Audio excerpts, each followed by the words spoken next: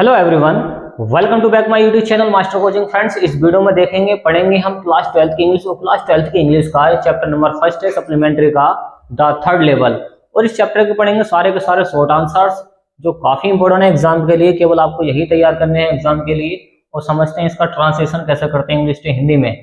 देखिए समझिए, first chapter है द थर्ड लेवल का और शॉर्ट आंसर्स हैं सप्लीमेंट्री के। समझते हैं पहला क्वेश्चन क्या है उसको समझिए। देखिए तो देखिए पहला क्वेश्चन क्या है इसको समझते हैं, कैसे ट्रांसलेशन करते हैं इंग्लिश से हिंदी में, इसको समझिए स्टेप बाय स्टेप। बस इसके सारे मीनिंग आपको याद होने चाहिए। तो देखिए इसके जो राइटर है कौन है, जैक फिनी है। और सारे के सारे शॉर्ट आंसर्स हैं और समझते हैं इसको पहला क्वेश्चन क्या है। हाउ डज जैक फिनी, जो जैक फिनी है, देखिए जैक फिनी कौन है यहाँ पर, ये इसके राइटर हैं, इस चैप्टर के कौन है, राइटर है, लेखक है। How does Jack Finney, Jack Finney कैसे है। देखिए डज आया तो कौन सा सेंटेंस है, प्रेजेंट का इंडेफिनिट सेंटेंस है जहां पर डज आ जाए। तो जैक फिनी कैसे ट्राई टू, कोशिश करते हैं, ता है ती है बोलेंगे क्योंकि डज आया है। इस्टेब्लिश का मतलब होता है स्थापित करने के लिए, तो इसका मतलब होता है स्थापित करना या किसी चीज को बताना।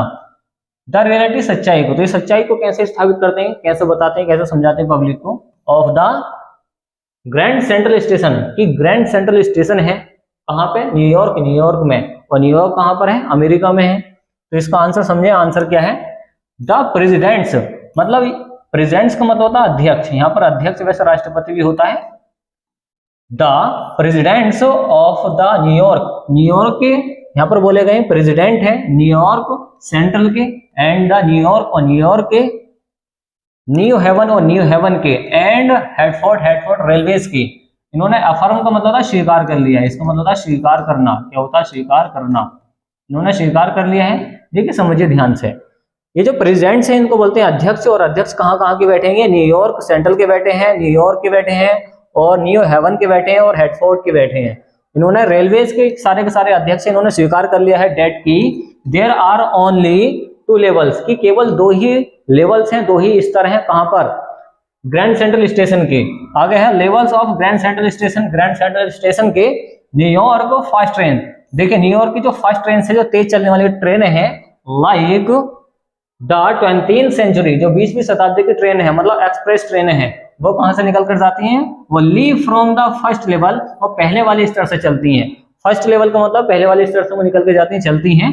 व्हेराज का मतलब होता है जबकि, इसका मतलब होता है जबकि, व्हेराज बोलेंगे इसको जबकि। देखिए द सबअर्बन, इसको क्या बोलेंगे, सबअर्बन। ध्यान पर रखना है, इसको सबअर्बन पढ़ते हैं, ठीक। जो सबअर्बन ट्रेन हैं वो कहां से जाती हैं, leave from the second level, वो दूसरे वाले लेवल से जाती हैं, दूसरे वाले स्तर से वहां से निकल के जाती हैं। ओके, तो इस तरीके से इसका ट्रांसलेशन कर सकते हैं और ले सकते हैं इसका स्क्रीनशॉट। चलो कर देते हैं इसको क्लीन। आप लीजिए इसका स्क्रीनशॉट और पढ़ते हैं नेक्स्ट वाला क्वेश्चन क्या है। देखिए लीजिए इसका स्क्रीनशॉट। नेक्स्ट वाला क्वेश्चन क्या है उसको देखें आप। देखिए क्वेश्चन नंबर 2 है, उसको समझें। देखिए what was Sam's reaction, Sam's का क्या रिएक्शन था। देखिए अपोस्ट्रोफ एस का मतलब था का, तो सैम का क्या रिएक्शन था व्हेन, जब चार्ली ने मेंशन का मतलब होता वर्णन किया, ये समझाया, तो इसका मतलब होता वर्णन करना। जब चार्ली ने वर्णन किया सही तरीके से द डिस्कवरी, खोज के बारे में, द डिस्कवरी क्या होती है, खोज, तो उसने खोज के बारे में वर्णन किया of the third level, third level के टू हिम, उसको। तो यहाँ पर सवाल ये है कि एक सैम नाम का लड़का है, चार्ली नाम का लड़का है। जो चार्ली है ये सैम से बताता है तो वो कैसा रिएक्शन देता है, जब वो वर्णन करता है किसके बारे में, discovery of the third level, जब वो तीसरे लेवल की खोज कर लेता है उसके बारे में बताता है। आंसर देखें, व्हेन, जब चार्ली मेंशन, जब चार्ली ने मेंशन किया, वर्णन किया द डिस्कवरी, खोज के बारे में, ऑफ द थर्ड लेवल, तीसरे स्तर के, जब उसने तीसरे स्तर के बारे में खोज की और उसने बताया किसको, टू सैम को। ही सेड, उसने कहा, it was a walking dream, walking dream का मतलब होता है दिन में सपने देखना। तो उसने कहा कि तो दिन में सपने देखना जैसा है उसकी विश, इच्छा है, फुलफिलमेंट का मतलब होता है पूरा करना, तो उसकी इच्छा है कि वो पूरा करे।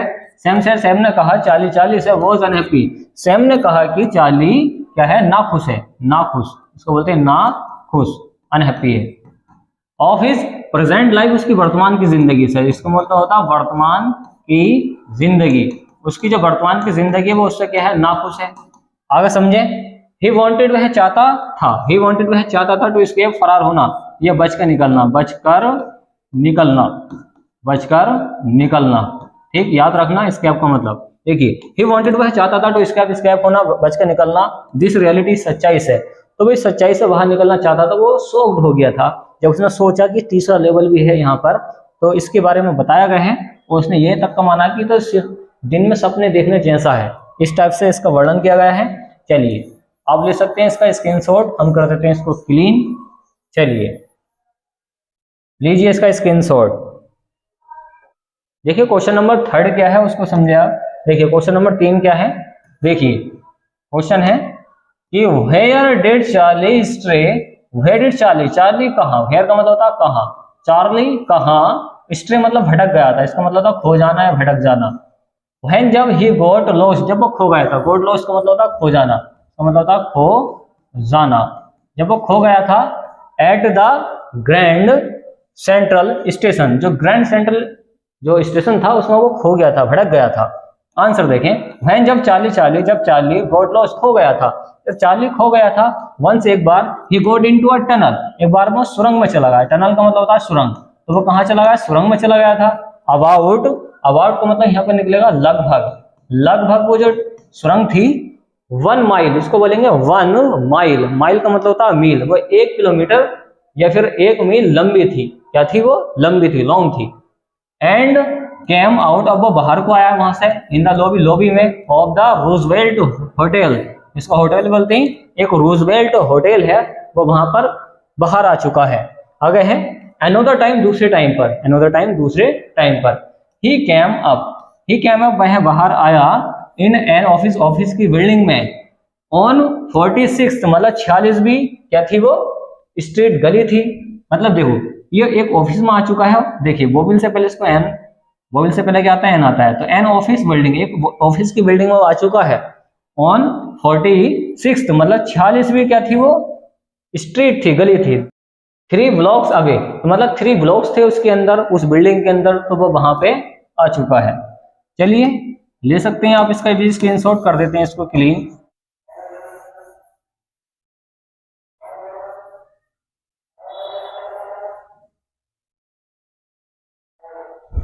चलिए चौथा क्वेश्चन क्या है उसको समझे आप। देखिए चौथा क्वेश्चन दे रखा है इसमें, चौथा क्वेश्चन है कि what did Charlie discover when he went to a news boy, what did Charlie, देखिए चार्ली ने क्या डिस्कवर, खोज की, उसने क्या खोज कर ली, व्हेन जब ही वेंट, वो गया, टू अ न्यूज बॉय, एक न्यूज बॉय के पास, जो एक न्यूज पेपर बांटता था उसके पास वो गया। तो देखिए चार्ली ने क्या पता लगा लिया, व्हेन जब वो कहाँ गया, एक न्यूज बॉय के पास चला गया था, वेंट का मतलब देखिए वो की सेकंड फॉर्म वेंट होती है।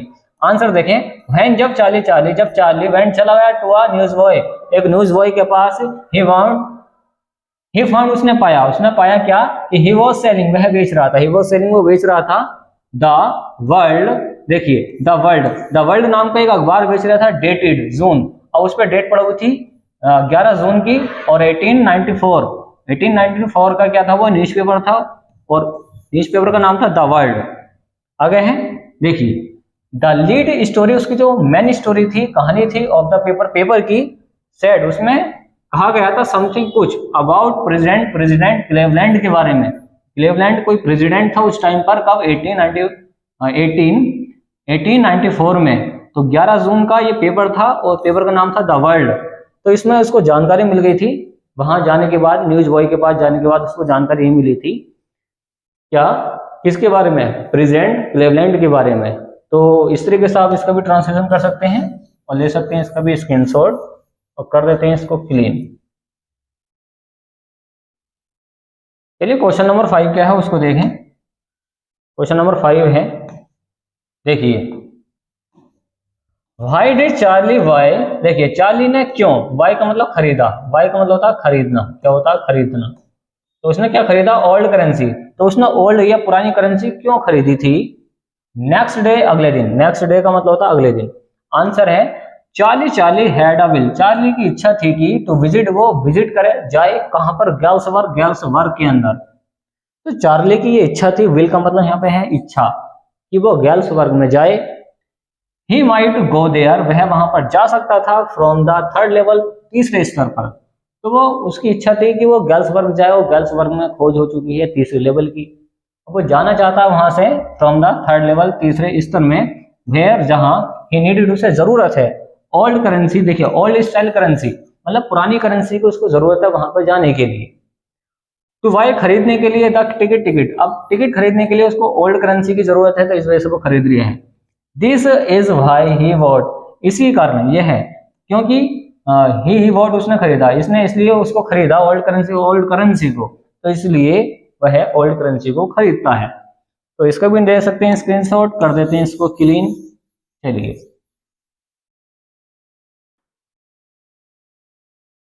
देखिए क्वेश्चन नंबर 6 क्या है वो समझे आप।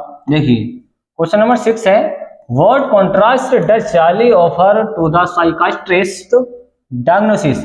व्हाट कॉन्ट्रास्ट, क्या प्रकाश डाला गया था चार्ली के ऊपर टू द साइकाइट्रिस्ट, किसके, मनोवैज्ञानिक से, इसको बोलते हैं मनोवैज्ञानिक,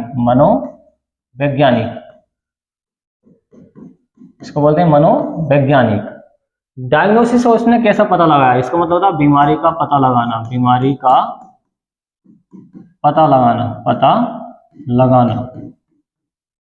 तो देखिए यहाँ पर सवाल ये है कि मनोवैज्ञानिक ने कैसे बीमारी का पता लगाया था, इसके बारे में आंसर है वह देखें।